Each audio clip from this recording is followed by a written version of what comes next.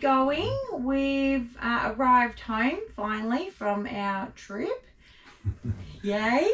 Yay and no, not so yay. Yeah. But it is what it is. You can't, for us, we just took a time off to go and do this Cape York trip, but unfortunately we've got to go back to work. Downside to it all. So we're just going to give a rundown of the costing and a little bit of where we prepared, where we not prepared, what we should have taken, what we shouldn't have taken, etc, etc. So I'll start. So with the car, obviously we did some services and with car wash and parts and bits and pieces, we obviously had to get a new battery and things. So that was around 2,200. We did a wheel alignment on the Caravan, so that was 350. We had to replace the jockey wheel. Yeah, it's such a big high off-road Caravan and they give you this jockey wheel. You've got to wind it so far up that it's to get it off the back of the car that it was at its max and it just ended up bending. So we replaced it with a foot, no wheel, and then we just got a block and we screwed some blocks of wood together so you only got to wind it a little way now to lift it up. So it's a lot more stable. $100. Yeah. Dave's beer was $1,358. Oh, cheap as chips. How much was the donuts? No, we didn't include them. Oh. So gas, obviously we've got gas on the front, so that was around $60. I think we did that about 3 times. So we started off with 2 full bottles. We only got the 4 kilo ones, so we started off with, they were full. We filled them up 3 times I think, but we're still using, so we've got 1 full bottle and we're still on the other one. So we've used not quite 3 bottles of gas. BCF, I have no idea what you bought there. That was like $70. That was the chemical for the toilet. Oh, there you go. We did actually, so I'm just going to touch on, we left home and we decided that we weren't going to need Starlink. Quickly realised we kind of did because we sort of thought, well, you know, obviously we're doing YouTube and we're wanting to pump something out every week. And then that became a problem with trying to get some sort of coverage to do so. We thought, oh yeah, we'll pull into a town, we'll go to the library. No, it just all proved too hard. So we got Starlink. It happened pretty quick. Like we weren't sure. There was reports that you order it and it can take anywhere between 3 days and 3 weeks. So because we're moving, it was very hard to sort of judge where we could get it sent. So we got sent, we're in Sydney at my uncle's, and then we ordered it and we had it sent to our next stop to some friends up in Port Macquarie. So we had it sent there. Realistically, we could have got it sent to my uncle's because it was delivered in 3 days. Yeah, it was really quick. But yeah, so that was a good thing. It did come with 2 months free internet, so it was $600 for the system and $174 a month, but 2 months were free. So we really only paid for one payment, I think, and then we canned it after we got home. And what did you think? Did you think it was, you know, there's a lot of people going back and forward with, obviously, is it worth doing while you're travelling? You know, what were the positives and the negatives to it, do you think, Dave? I mean, I'm not the one that uploads everything to YouTube. That's Dave. She's got plenty of input. When you finish, you should have put this in and that in. Yeah, look, it's like anything in a caravan. If you have to set it up, you tend not to. So we sort of routed ours and eventually we just had it permanently mounted to the toolbox on the front. Some spots you get to, yeah, it doesn't work, you got to swap it, but most of the time we were right. If you're free camping, you just face south, and it was no worries. The negatives to having it? We did have to get it replaced at one point. Yeah, it did. The motor stopped working in it, and it got to a point where it wouldn't rotate. And that was really quick. We sort of were on the border of Northern Territory and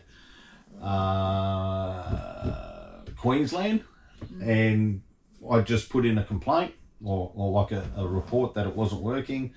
We were in Darwin within a week, and it was there when we got there. So it was pretty quick. We've had no issues since. No issues with it not working. Like anything, it won't work under something. If you're in heavily trees, if you're in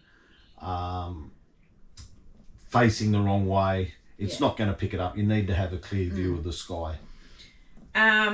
So with that, we also bought a new computer, a new GoPro, a charger. So, you know, that costing, I am going to take off the total, because obviously those things were something that we felt that we needed to do to keep pumping these out, because it just wasn't cutting it with what we had to start with. So we sort of got into it and then thought, maybe we actually need to upgrade a couple of things. That also, Starlink is monthly is $174 a month to have. Which I've already said. Sorry. And you can pause it. Yeah, so we've now paused that because obviously now we're home.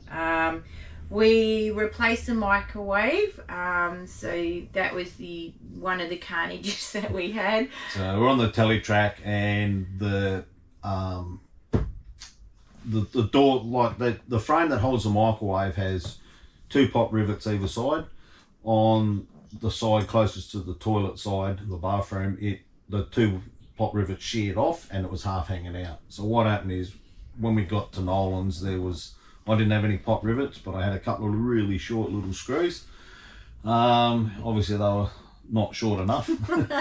So when I screwed it back in, it went through the circuit board and didn't work anymore. So but we don't use it, we just put bread in it, but we have replaced it since. So that was like $179.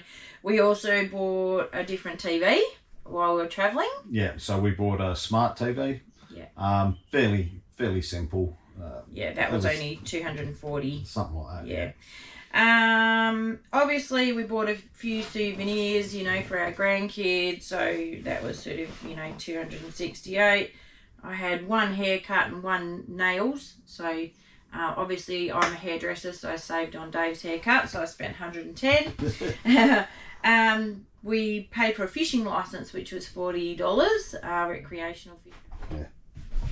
Well, I'm not sure where that just stopped, but I think we were at... We got the fishing licence. And then we went to the Brisbane show and the parking, so that was around $70. Man, what a place to try and get into there. I have a show in the middle of town, and there's no parking. They shut all the roads off. It was a nightmare. Mayhem. Yeah. Trying to get the patrol in underground parking, there was about 1 centimetre gap under the thing, but we managed to get in. But that was a little we crazy. drove around for about an hour trying to find a spot. Along with everybody else that was doing the same thing. Accommodation total was $1,385. Our eating out was $1,860, and our shopping was $1,800. So I think all in all, you know, look, we didn't sort of, like, if we wanted to go to the pub, we went to the pub, you know, we didn't sort of like budget. We kind of just, whatever we wanted to do, we did. So obviously that eating out too did include, when you go to the pub, you buy a beer. Yeah. Or you buy a wine or that whatever was total. it is. So that's total. That was roadhouses or bakeries or, you know, eating at the show. That was total. Look, you probably could cut that down by half, and we probably should have. But anyway, in hindsight, that's what we spent. So I think, like, I'm going to touch on the fuel and stuff at the end. So I'm just going to sort of touch base with Dave about a few things, like, you know, were we prepared for everything when we left? The breakages, the replacements, how do you feel like, were we fully prepared when we left home with what we thought was going to happen? Yeah, I think we were set up right. There are a few things we probably would change, and we're sort of looking into that at the moment. Car wise, it was fine.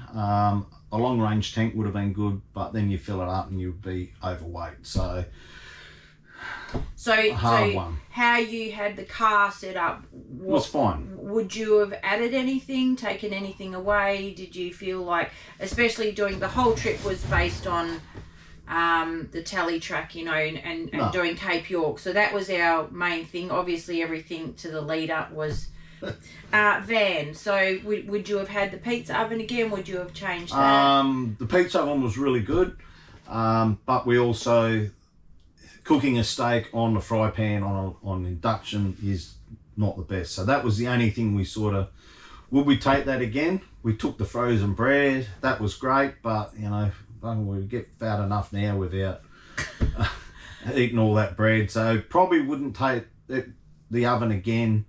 It was good for cooking roasts and stuff like that, but we do cook more steaks and sausages and chops. So and burning your arm on the pizza, not once but twice. I would probably pull that out and put in the Weber back in, and yeah, it doesn't cook the roast quite as good, but you know, here or there, I suppose, in the gist of it.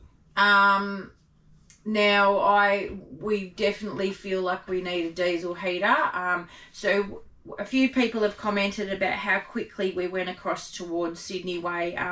And we went across, we didn't want to disclose that earlier on, but Dave's nan had passed away, and so we headed across there quite quickly as we had...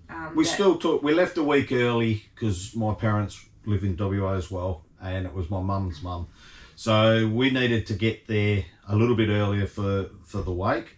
So that's why we left a week earlier, and we sort of didn't stop a lot and do a lot. There was more stuff we wanted to do, but we needed to be there for that. Yeah. So that was sort of... That's why that part of the trip was sped up a little bit. So ideally, probably we probably wouldn't have gone towards Sydney. I haven't done Ayers Rock, Dave has, so we probably would have taken a different route if well, we were going to go up over the top and come back.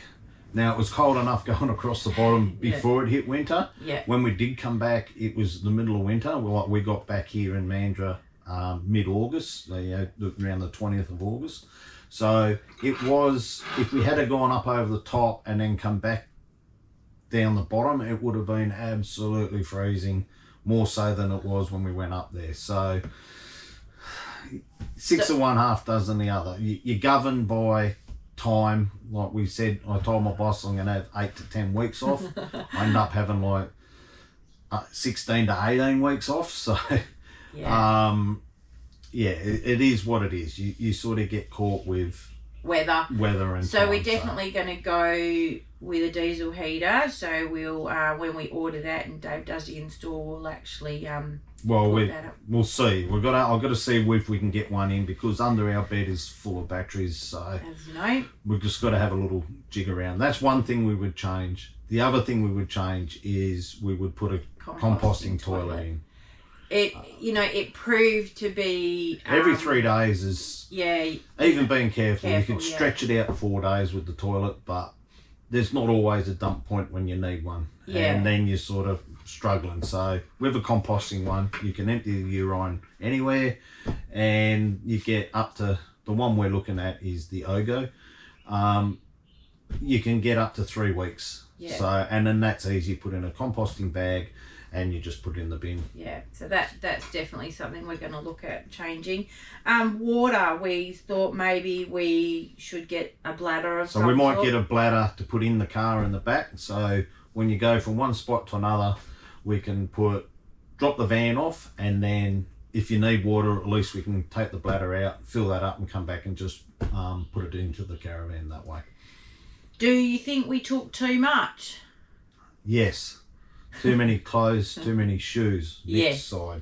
And every time we go, she says, I don't know why I'm not taking that. And we have the same argument every time she comes into the van with arms full of clothes, one after another. She did empty the pantry. Why? I don't know. She put from home when we were... I said, stop. So hence, when we did go over the weighbridge, we were 60 kilos over. Yeah. So, I have said it several times, and we have had quite a few vans, and we have completely emptied the van and given it a good clean.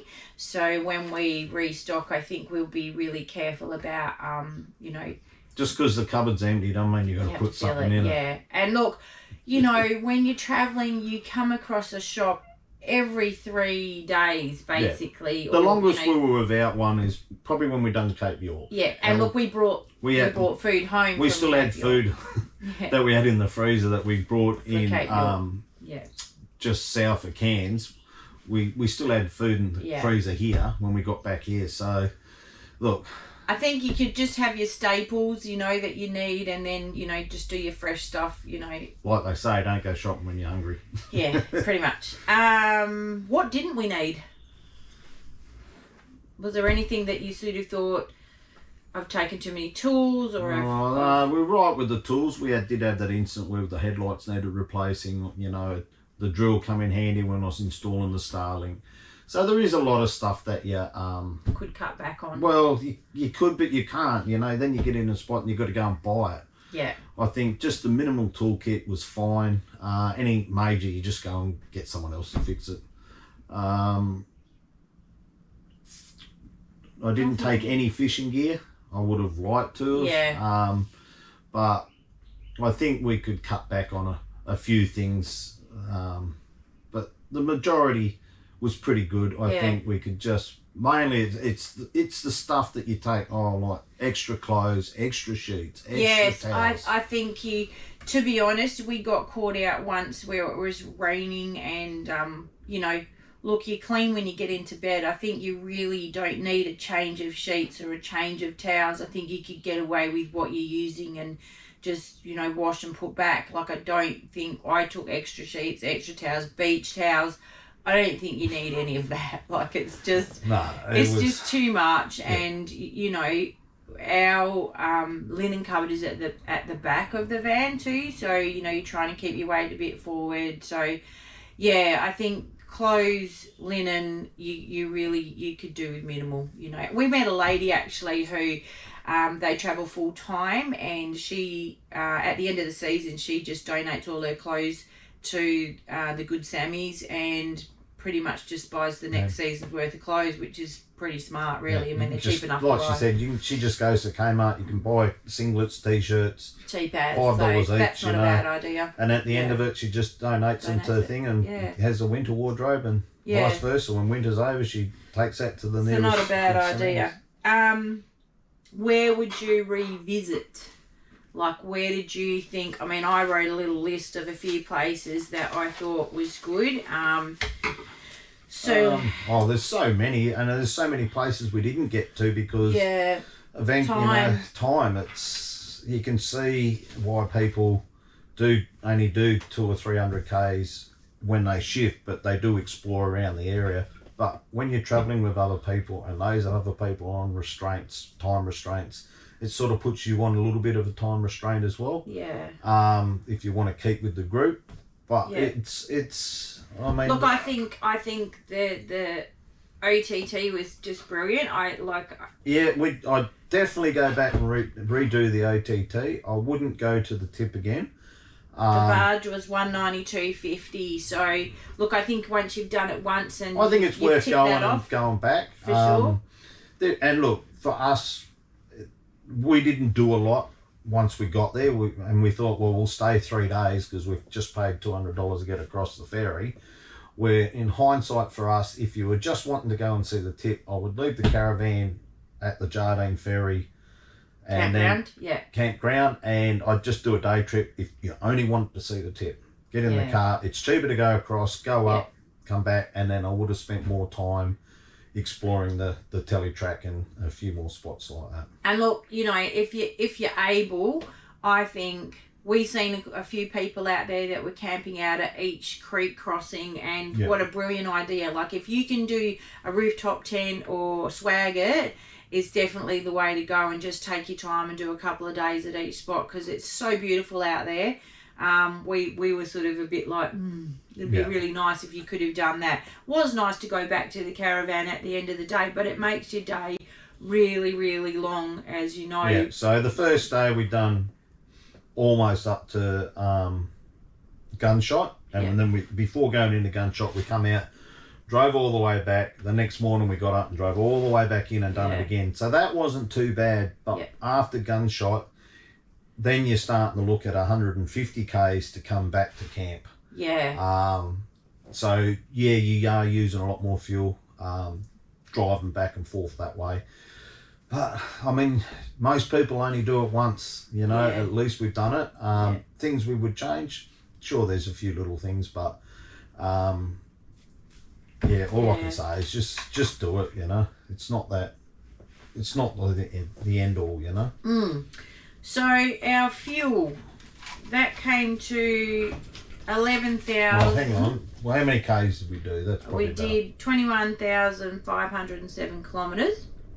So fuel was 11,019.89, and it was 5,575.81 litres.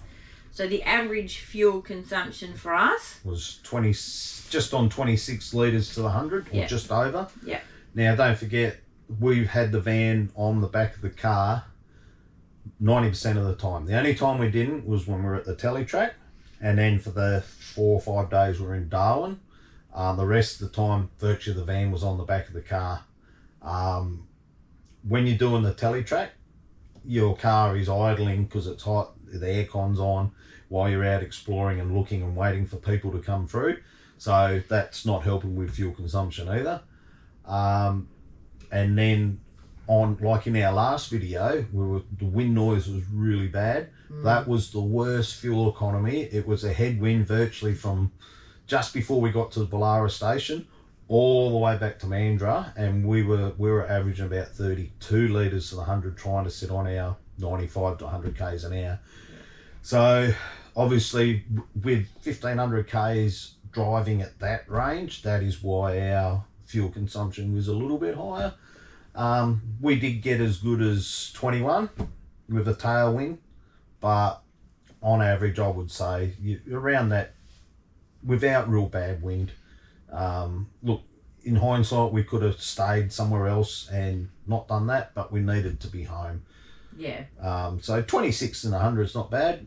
We had Land Cruisers. We've towed a similar size van with our 79, and we used to get about 28 to 30 litres with that. We've towed a 200 series with a smaller car, and it was we were getting around that same 26, 27 litres. So I think it's not bad for petrol. It's yeah. good. The low lights, was there any where you felt anything negative? I don't think so. No, I mean, there was a few places, like we went right up to Carumba, and I think, again, like Dave said, it would have been nice to have a fishing rod and stuff like that. There was a few places that we haven't. And we travelled with Josh and Beck in that bit, and look, they had the boat, but the problem is they won't let you put a boat in at a boat ramp in these places that have crocodiles unless you got a trailer. So we're at a point where we couldn't even get the boat in there because we didn't have a trailer. Yeah. And it's a safety thing, you know. You don't want to be hanging around the edge of the water trying to put a motor on, put the boat in.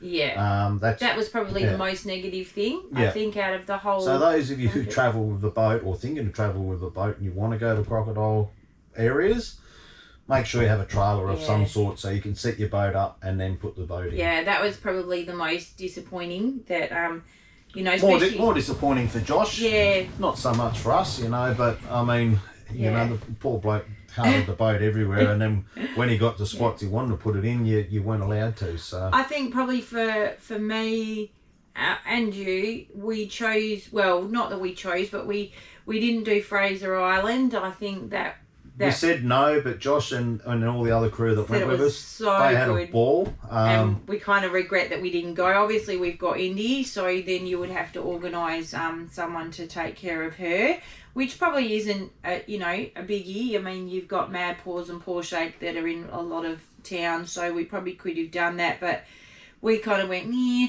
And now when they got back and they talked about it, we were kind of very jealous. So that is probably something we will do at some point.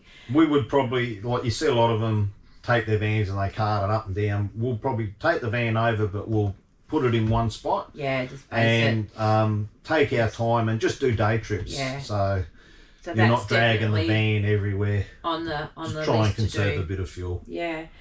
So our total cost was pretty much 40,000, so just over 39,000. I think if you probably cut down the eating out by half. Yeah. Not so many donuts. And if you took off, obviously, you know, that we bought the computer and bits and pieces like that. So I think you could, you know, comfortably do it around 35,000 and look, that, total. You could take longer. The fuel and all that sort of stuff is going to be the same if you do a round trip in 3 months or you do it in 3 years. It's you're roughly doing the same amount of Ks. So obviously to make that weekly spend better is to stretch it out and not travel so much. And your accommodation, so that was $1,385. And look, we pretty much free camped right up until... Once we left our friends near Port Macquarie, we had to start paying for accommodation from there. But yeah, everything up the coast, you got to pay. There's no real free camps. But if you went inland through Queensland and New South Wales, there is a lot more that way. And I think, you know, we like to be in the bush and free camp. Like when we stayed at that one camp in Queensland, that caravan park, and we were like so squished in. When we got into Cairns. Oh my, it was awful, and we don't really like caravan parks. But in saying that, you know, I made that big mistake. If you watch us all the time, we went from one free camp to another. Yeah, and we needed to do washing and fill up with water and all of that. And so you do have to do caravan parks. I think a caravan park once a week is smart because obviously you charge your batteries up, you fill your water, you empty your toilet, you get all your washing done. We've got a washing machine, so we can do the whole washing in here. You just do it. Just make sure you get there in the morning as soon as you can, and you leave early the next morning to your next free destination. So I think that sort of, you know, you do have to do your caravan parks occasionally, but that's when you sort of utilise everything and get it all sorted. So all in all, it was a brilliant trip. A few people have asked us what's happened to the Caravan of Courage that Jake and Erin had that went right through the telly track. So we'll put in a little bit of footage of what happened to that. Did it make it home? We'll see if it fits. But so what happened is they left and they went back down the Great Central Highway. The rest of the crew, so Josh and Beck and Nick and myself, we sort of went up over the top. They went back down through the middle. They got all the way to Southern Cross, and the bloody wheel fell off it. So then that organised a car trailer. So from Southern Cross back to Perth, they had to get a car trailer and put the caravan, but it did make it home. Yeah, so that was pretty good. So I think we had a great trip. We definitely would do it again. 100% do the tally track. Absolutely love it. If anyone's thinking about doing it, just get out there and do it. It was the absolute highlight of the whole trip. Was definitely the tally track. And look, most people's cars will do it. The only thing that holds most people back is themselves. For sure. We've had people that, I wouldn't do this, but when we took our car into Nolan's and the van, we thought, if I had gone by myself, we probably wouldn't have done it, but it looked worse than it was. But, I mean, anything's doable. It's just the person in the car that stops you from doing stuff. And look, just be smart about it, you know, like... Don't rush. You don't want to wreck... Nobody wants to wreck their vehicle. And look, there are chicken tracks, you know. Yeah, so all in all... Sorry about that. The GoPro overheated, so we just took battery out and put it in the fridge for a little bit. So all in all, it was a good trip. We're definitely going to keep at it. We were just sort of discussing, obviously, now we've come back and need to recoup some money, so we're back at work. One of us is back at work. So we're probably just going to sort out the van a little bit, like we discussed, putting the diesel heater in and the composting toilet. We're going to try and go out on weekends. We probably won't be putting up something weekly from now on. Well, we won't be. So obviously our last sort of content has just gone out. We're going to try and do a few little day trips around Mandurah and the southwest, maybe a little bit north. But we still want to do stuff. We're not saying we're not, but I'm just saying there won't be anything up for a week every week now. It'll probably be every second week. Look, and that's the reality of it. Yeah. You know, unless you're doing this full time, which obviously we're not. It is hard to get enough content to do. Even though this content has gone over 6 months, our whole trip was, like I said, about 16 to 18 weeks. So, so bear with us. It's something we are aiming to get set up again and get some money back, and we're contemplating on renting the house out for a year and taking a year off and going and doing this so that we can slow it down. And we want to do a little bit more, like instead of going across the Nullarbor like we did, we'll go up on the old and take the old road just for something a bit different, you know, do a few of the inland stuff that a lot of people don't sort of go and see, you know. That's our main objective, I think, is to sort of show a little bit more off-grid sort of stuff, you know, the backtracks and stuff like that. Yeah. And thank you so much for supporting us. We finally got over 1,000 subscribers. Yeah. Yay. So now we're making about $1 every day off YouTube. So. But it's not about the money for us, you know. Not for us. It was to share and information. Look, everything's... For us, when we started looking, we started following people just to get ideas of where to go and what to do and how to travel with the dog, whether you can get a van in here or not. We could, I mean, you probably get more views if you have an accident or something, or you get bogged or something like that, gets multiple things. But we're not out there for that. We're out there just to show what can be done. We're not the fittest people. Far from it. But, you know, we're out there, we're doing it. We've got a drone. I'm not real good at it. I forget how to use it. Last time I put it up, it went up in the air and hit me in the head when it come down. But I want to try and have a go of getting that up and around and start doing a bit more with that. So, but you know, we have a few people have contacted us, and we've met a lovely couple on the weekend. Here in they're from Queensland. We met them at the pub in Lakelands, which is just north of Mandurah, but they're from Brisbane. So, and look, you know, we've inspired them to sort of go out there, and the whole thing is, you know, we're in our 50s, so you know, it is doable at any age, and we're just wanting to show people that, you know, you still can get out there at whatever level of fitness you are, and still totally enjoy the country, you know. I mean, you don't have to have a new van and a fancy car. No. Well, there was one bloke that started watching us when we were going across the Nullarbor. When we got up to, was it Loyalty Beach? Yeah. Loyalty Beach. We sort of seen a little camper there, and it was fairly old, and the canvas was that old, or the camper was that old that it had the stripes on it like a circus tent. So that's when they first started making them. But we sort of looked at it and said, well, at least they're out here having a go. Yeah. So the next thing, we come back and this bloke comes over and he says, and he points his finger at me and says, it's your fault I'm here. And I said, what? Why my fault? And he said, you're from WA. And I thought, well, maybe Josh was standing next to me and they've got a bigger following than what we do. And I thought, oh, maybe he's talking about him. He says, no, it's you.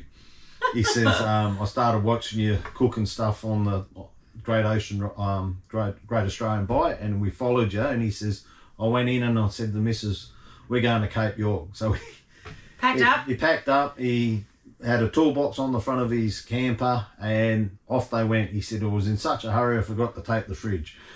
So he did get called up by someone on a two-way saying, hey, I think you need to let some air out of your tyres, because your trailer's bouncing all over the joint. So he stopped to have a look and to get his air compressor out. His air compressor's in the toolbox on the front of his camper, but the toolbox's not there anymore. His tyres were that hard that it just rattled it off, and he says I couldn't even see where it was. So he was running highway pressures. So look, when you're out and about and you're on these corrugated roads, slow down, drop your tyres. Yeah. We were running, I think we ran 20 pound all the way around, maybe 23 pound in the back tyres of the car, but everything else was 20, and we were quite comfortable. On the way up, we were sitting on that around that 75 to 80 k's on the whole development road. On the way back, it was really, really bad. Like, the more cars, the faster people go, the less people that put their tyres down, the more it wrecks the road. And some spots we were down to crawling. Yeah. And we're down in the spill drain, and even the spill drains had corrugations. Just let your tyres down, you know. I know it's a pain in the bum, but it, you know, makes the trip so much more enjoyable. And you know, like there's all sorts of people. We met some backpackers just at last night before we got home at Galena Bridge. Yeah. And they were sleeping in a car. And there was 3 of them. None of them were related. There was one chick and 2 blokes, and they were just sleeping in the car. Oh God! And then they rocked up. It was late. Cold. If you've seen the video, you can see where I chopped all the wood. They've rocked up and said, "Oh, where do you get wood?" And I said, "Oh, I got it out there in the bush." I said, "It's a long walk." Next thing they come in, they've broken off the. It's dark, so they've just gone to the first tree, broken off a branch, and they're trying to. I said, "Just hang with us. Come over here, sit around the fire." I said, "We've finished with the barbecue, but if you want to use the barbecue plate, go for it." And you know, just. They're out there. They were heading towards Broome. Yeah. They're going up to Broome. Look, there's all walks of life, and you know, you don't have to have, you know, an expensive anything. You know, just get out there and experience it. You know, because life's just too short. When we first started travelling, when I was a young fella, and then I got married and I had young kids, we just done it out of the back of the car in a tent. Would I do it like that again for me? No. Hell no. Not after having a caravan. Too old for that. I've got a bad back, and you know I can get down on the floor. It's getting back off or up. I mean. Oh yeah. So, yeah, that's it.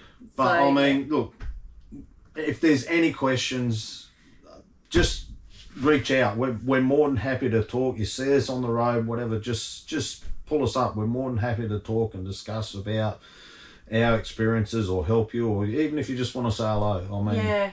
Feel free. And there's a lot of people out there that have, you know, we've been on a Cape York site for a long time, and people ask a lot of questions back and forward. I notice on Facebook there's always questions about what to take, how to take it, how to do it, what car, what setup, whatever. You know, definitely reach out to us, you know, for sure, and we're happy to answer anything. Any questions. I mean, it doesn't even have to be that, you know. Just want to have a beer. Just out of the blue we had. Or a donut. These people just, you know, can we catch up? Would like, you know, seeing you. We went to the 4-wheel drive show, and there was one comment said, "Oh, I seen you there," but by the time we turned around to sort of said to his missus, "Oh, there they are," and then we'd obviously disappeared. But yeah, just reach out. Yeah. It's all good. Yeah. Like-minded people, so have fun and enjoy. Absolutely. And we'll do our best to keep these videos going. Yeah. Thanks, guys. Thanks. Cheers. Bye. See ya.